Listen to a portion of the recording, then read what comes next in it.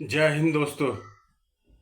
मैं धनखड़ जी ने जो इस्तीफा दिया है, ये इसके जो है 5-6 बिंदु हैं और 5-6 बिंदु के बारे में मैं आपको बता रहा हूँ। आप समझना।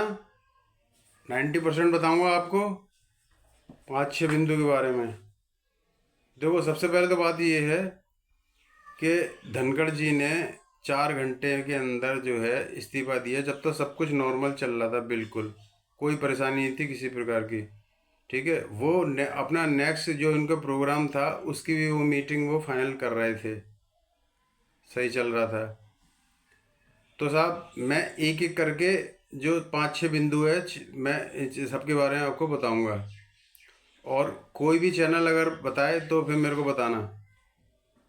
तो ऐसा है कि देखो, सबसे पहले तो ये है कि मैं बता रहा हूँ कि जो विपक्ष है, विपक्ष जो है शुरू से आपने देखा होगा, नहीं तो आप फुटेज निकाल के यूट्यूब से और देख लेना कि जब भी सभापति जी धनखड़ जी चेयरमैन साहब जब भी जो है सभा को संबोधित करते थे और पार्लियामेंट जब लगती थी, तो राज्यसभा के अंदर जो है कितना उनका जो है मिमिक्री और इनका मजाक बनाया जाता था कि वो खुद अपने आप से परेशान हो गए थे। आप जरा मेरे कहने से एक बार एक वीडियो को ही उठा के आप देख लीजिए कि उनकी जो है किस प्रकार से मिमिक्री और किस प्रकार से उनकी जो है बेइज्जती, इंसल्ट, ये पूरा विपक्ष, सारा विपक्ष मिलके जो है करता था, कोई भी नहीं बचा हुआ था उसके अंदर। वो करता था किस तरह से वो चल रहे हैं, किस तरह से वो उठ रहे हैं, किस तरह से वो कर रहे हैं, किस तरह से गर्दन हिला रहे हैं, किस तरह से क्या कर रहे हैं। मतलब ये सारी हरकतें, मतलब सीमा पूरी पार कर दी थी विपक्ष ने। इस प्रकार से ये लोग बिहेवियर करते थे। ठीक है। अब इसके, अब ये तो हो गया सिर्फ विपक्ष जो करता था, ठीक है। तो विपक्ष को बिल्कुल भी ये रास नहीं आते थे किसी, और जब भी बात कुछ ऐसी होती थी वो हड़का देते थे, विपक्ष में किसी को जो है वो हड़का भी देते थे वो। ठीक है। तो विपक्ष को तो ये बिल्कुल रास नहीं आते थे। विपक्ष चाहता था कि ये हटे। चलो, एक बात हो गई है। अब इसी में मैं एक बात जोड़ रहा हूँ, दूसरी बात वो ये जोड़ रहा हूँ कि इस्तीफा दे दिया, विपक्ष का रोल देखना, जरा रूप देखना विपक्ष का, दोहरा चरित्र। अब जैसे इस्तीफा जो दे दिया उन्होंने, ठीक है, इस्तीफा जब मंजूर हो गया राष्ट्रपति जी से, तो उसके बाद में यही विपक्ष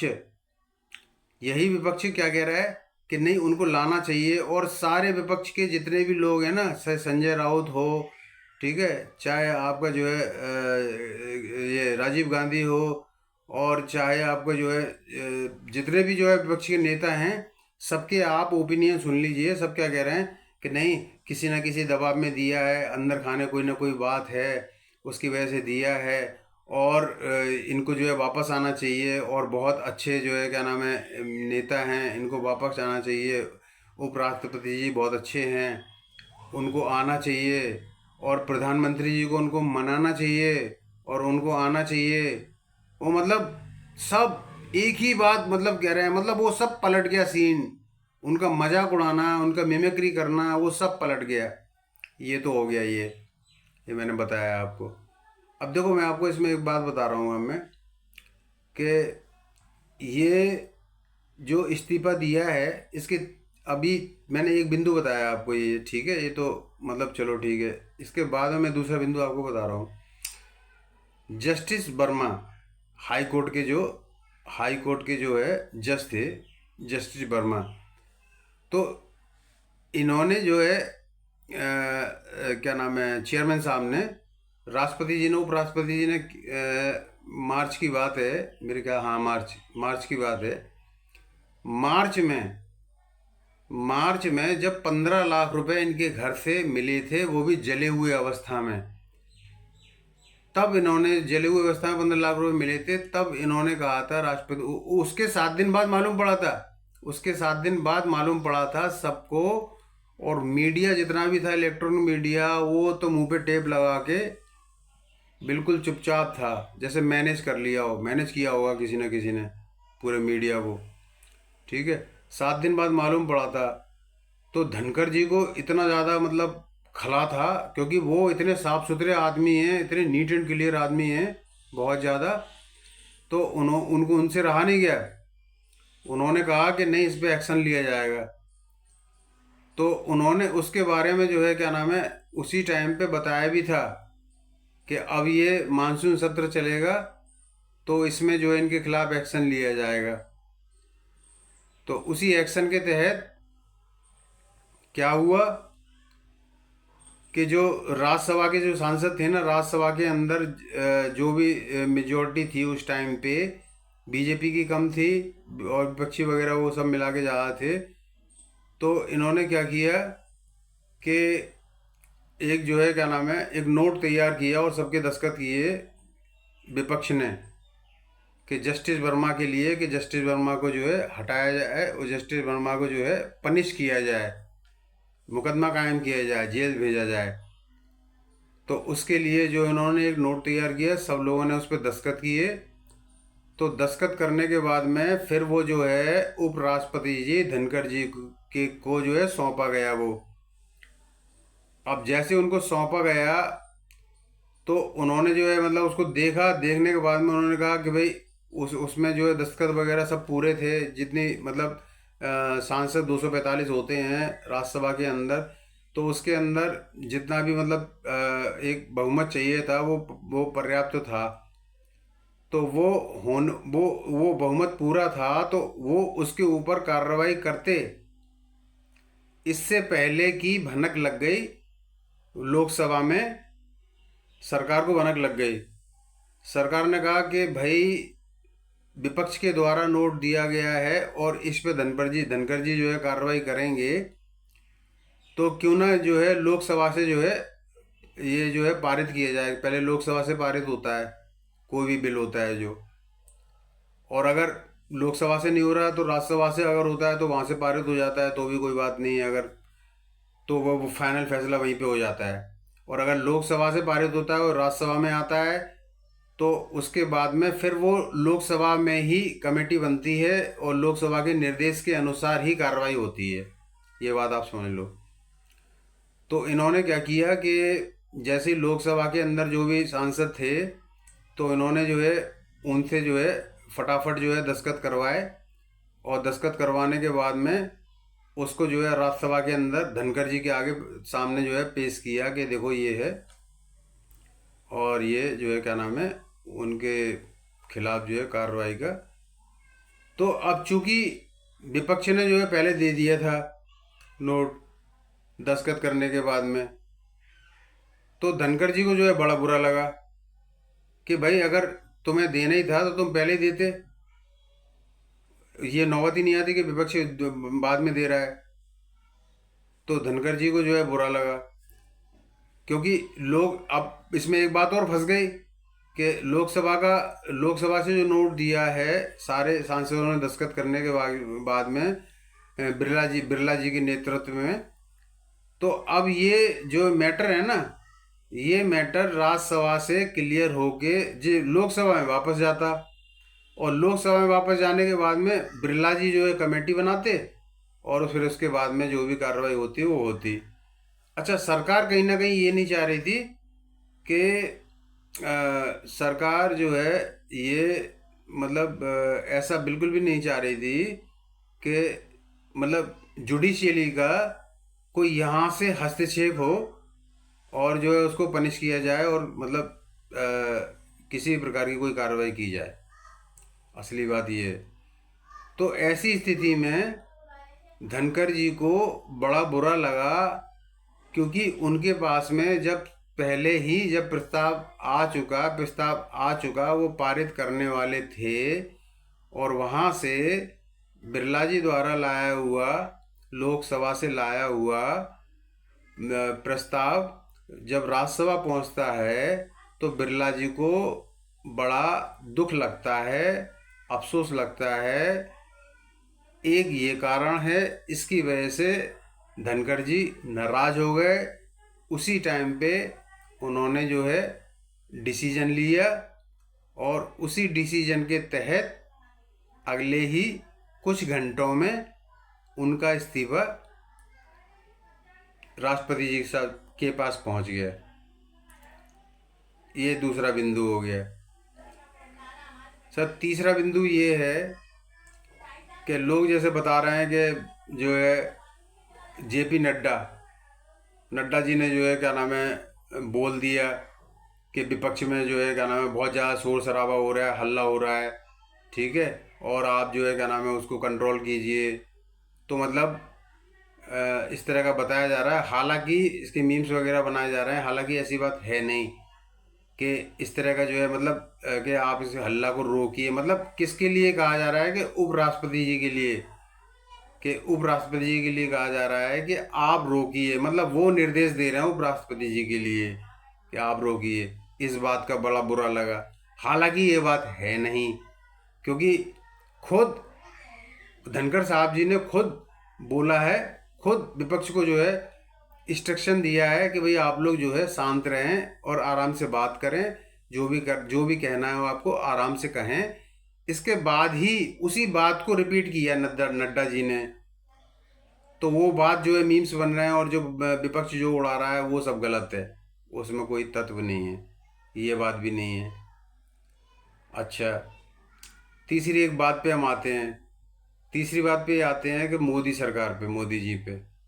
देखो, सब बहुत से लोग ये कह रहे हैं कि नहीं कोई ना कोई दाल पक रही है और कोई ना कोई खटपट थी, मोदी से बीजेपी सरकार से कोई ना खटपट थी, उसी का जो है नतीजा ये है कि उन्होंने जो है निर्देश दिया और उन्होंने सोचा कि भाई ऐसा है कि राज्यसभा में जो है विपक्ष के द्वारा जो है पारित होने जा रहा है, तो इससे पहले कि ये पारित हो और इनको जो है धनखड़ जी को यहाँ से जो है विदा कर दिया जाए, इनके खिलाफ जो है प्रस्ताव लाया जाए और इनको जो है हटाया जाए और इनकी सीट पे दूसरा जो है बनाया जाए।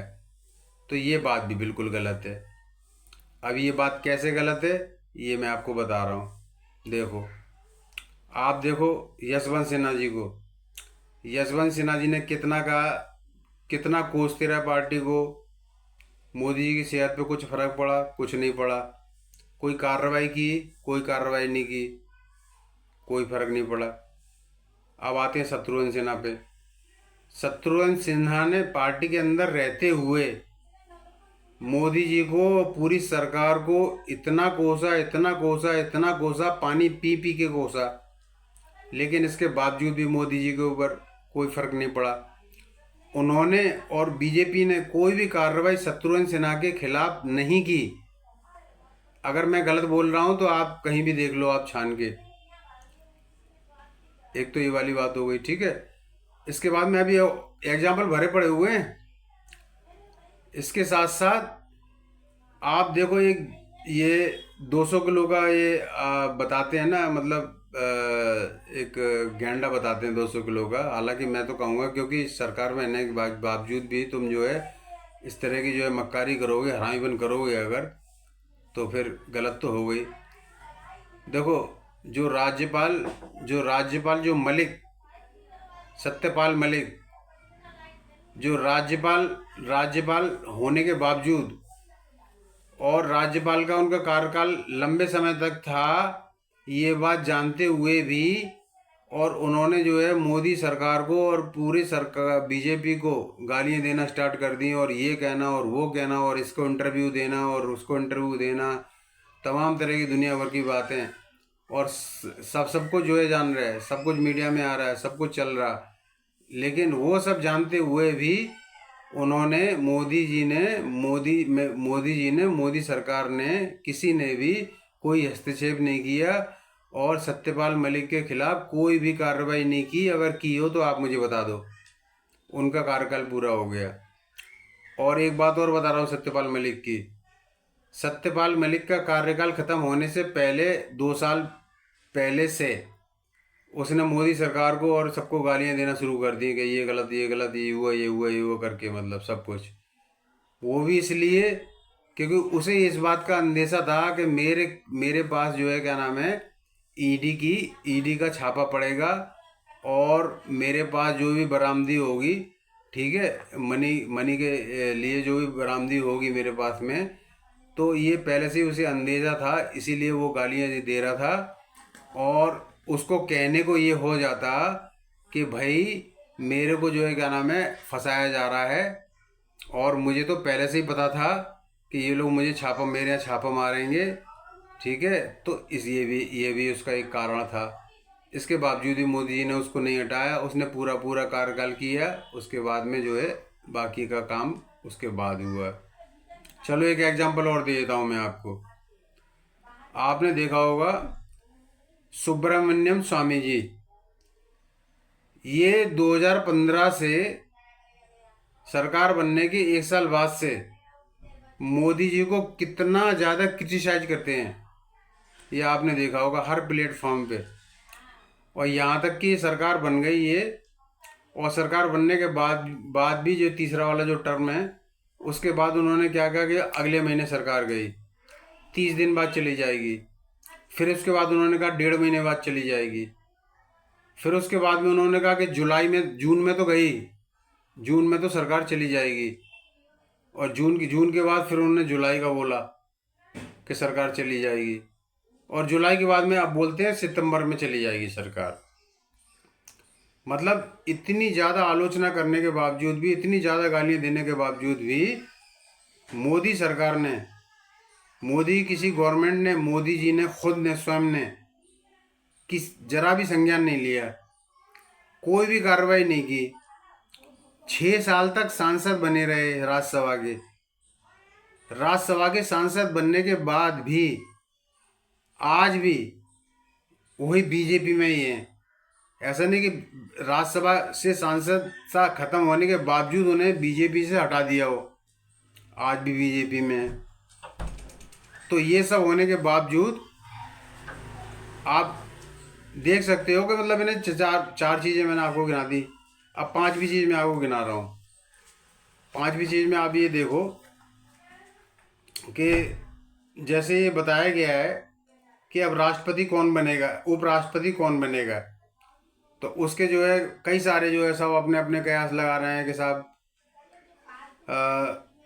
ये शशि थरूर बन जाएंगे, ठीक है। और कोई कह रहा है कि भाई नीतीश जी को ये उप मुख्यमंत्री बना दिया, उप राष्ट्रपति जी बना दिया जाएगा, ठीक है।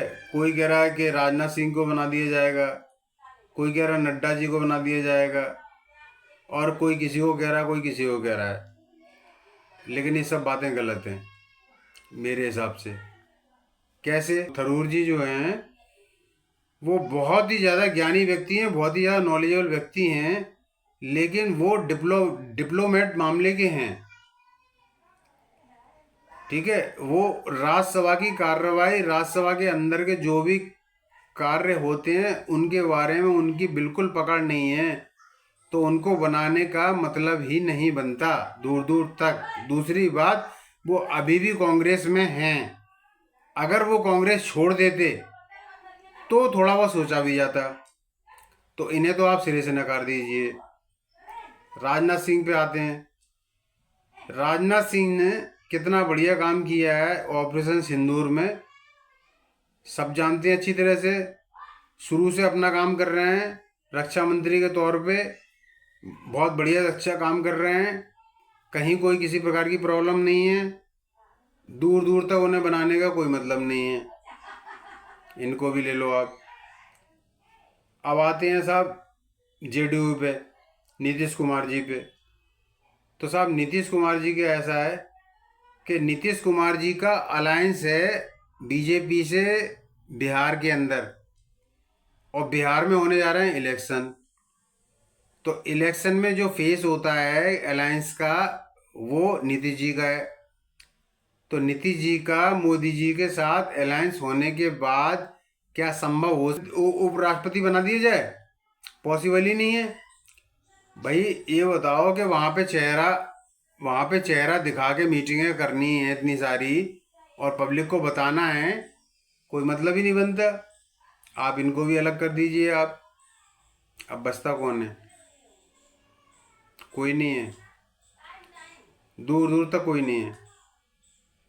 एक नाम मैं आपको, दो नाम मैं आपको बता रहा हूँ अपने अंदाज से, उसको आप 90% में रखिए आप, और अगर हो जाए तो फिर आप जो है बताना।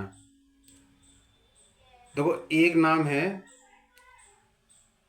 करना चाहता हूँ, मतलब उनकी मतलब सोच थी, और उसी को सब बढ़ावा भी दे रहे थे, बहुत सारे लोग मतलब चल रहे थे, काफ़ी ज़्यादा चला ये, बीच में भी 4-5 दिन पहले की बात है, काफ़ी ज़्यादा।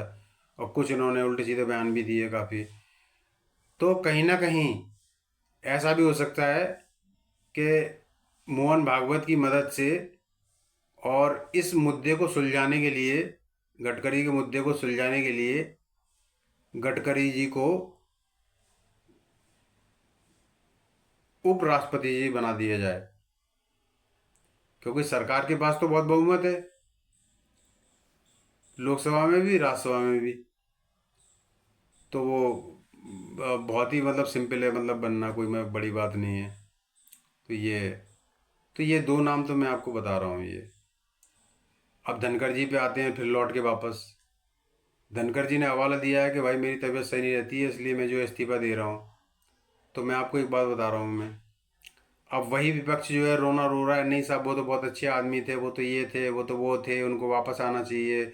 जो पानी पी पी के कोसता था, उनकी मिमिक्री करता था, उन ठीक है, उनको पता नहीं क्या क्या कहता था। ठीक है, आज क्या कहते हैं, नहीं वो किसान का पुत्र है, वो ये हैं वो हैं, बहुत ईमानदार आदमी है, दुनिया भर की बातें हैं, और उनका स्वास्थ्य खराब ही नहीं है, उनका स्वास्थ्य खराब है भी तो वो छुट्टी ले लेते, छुट्टी लेके इलाज करा लेते, इलाज कराने के बाद में फिर वापस आ जाते। तो वो इस तरह की बातें, मतलब ये टिकैत विकैत मिला के सब लोग ये जब बातें कर रहे हैं, सब इनमें कुछ भी नहीं रखा हुआ है। इनकी सेहत के बारे में आपको एक बात बता रहा हूँ। देखो, एक नैनीताल इनका एक टूर था, और नैनीताल में ये बेहोश हो गए थे, धनखड़ जी, स्वास्थ्य की वजह से, किसी कारण की वजह से ये बेहोश हो गए थे। और एक वाक्य और बता रहा हूँ मैं आपको। एक बार इनको हार्ट अटैक पड़ा था, शायद मार्च की बात है, इनको हार्ट अटैक पड़ा था। तो ये जो है दिल्ली में एम्स में एडमिट थे 3 दिन के लिए। आप गूगल करके देख लेना, पता करके देख लेना, यूट्यूब जो है खोल के देख लेना, आप पता कर लेना। तब भी इनको जो है हार्ट अटैक पड़ा, उस टाइम हार्ट अटैक पड़ा था। अच्छा, ये नैनीताल से पहले एक वाक्य और हुआ था इनके साथ में, वहाँ भी ये बेहोश हो गए थे, फिर इसके बाद में ये नॉर्मल हुए तब जाके वो। तो मतलब कहने का ये है कि तबीयत तो इनकी इंटरनल खराब है, तबीयत तो इनकी खराब है, आप ये मान के चलो। उस तरह की तबीयत खराब नहीं है कि ये अभी कुछ काम ना कर पाए ये। हाँ, सडनली कुछ हो जाए, अभी काम कर रहे हैं ठीक है, अच्छे वाले हैं ठीक है, अचानक से ना कुछ हो जाए, ठीक है, एकदम बेहोश हो जाए या कुछ हो जाए, ये हो जाए, वैसे भगवान ना करे, अल्लाह ना करे, तौबा ना करे, इनको जो है बहुत इनकी उम्र हो और काफ़ी ज़्यादा जिए हैं, बहुत अच्छे आदमी हैं। मैं जहाँ तक जानता हूँ अच्छी तरह से, जितना मैंने देखा है समझा है, 52 साल की एज है मेरी, 52 ईयर्स ओल्ड। तो सर मैं, इन सब में से तो कोई बात है नहीं है, ठीक है।